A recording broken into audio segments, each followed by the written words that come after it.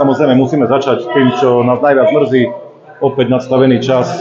Je to až nepochopiteľné, že takáto situácia sa Humenému opäť prihodí, takže ako si videl tieto záverečné sekundy? Tak gól padol 30 sekúnd pred koncom zápasu. Nemôžem povedať, že sme neboli koncentrovaní, lebo chceli sme ten zápas do víťazného konca doviesť. Hrali sme až na 5 obrancov, ale bohužiaľ, no tak neviem, či to je už nešťastie, alebo čo, 30 sekúnd pred koncom zápasu dostaneme takýto gól.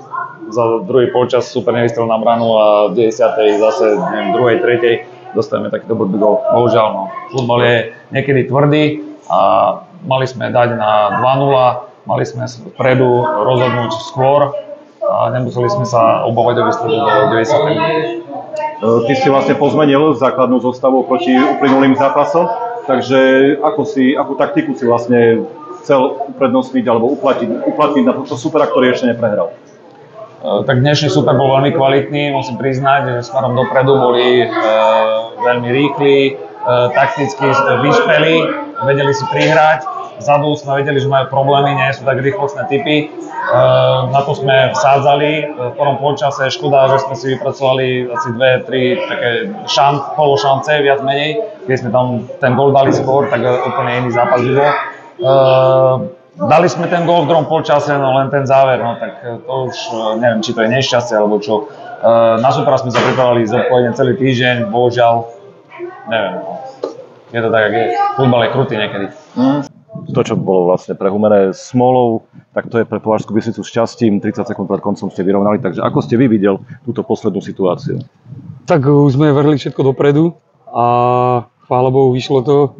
Tomo Sloboda dal pekný gól a to už sme všetko vrhli, zmenili sme to na záverečné rozostavenie. Išli sme 3-4-3 už a vyšlo to a sme za to radi, veľmi radi. Ako hodnotíte výkon v dnešnom stretnutí, v ktorom ste boli dosť nervózni niekedy voči svojim zverencom a napokon ste chytali rybu až v samom závere, nakoniec ju máte, aspoň jednu bodovú. Výkon bol bojovný zápas, to bol aj z jednej strany, aj z druhej strany. Pre divákov podľa mňa nebol pekný futbal, ale niekedy sú aj takéto zápasy a ten výkon bol asi jeden z tých, nie že slabších, ale bol to taký futbal bojovný, nebolo to, absentovala kombinácia, absentovali nejaká súhra, nejaké súčinnosti, to tam vôbec nebolo a možno sme si trošku mali dať loptu na zem, ale zase hovorím, sme to trošku prispôsobili aj superovi, vedeli sme, že super bude nakopávať.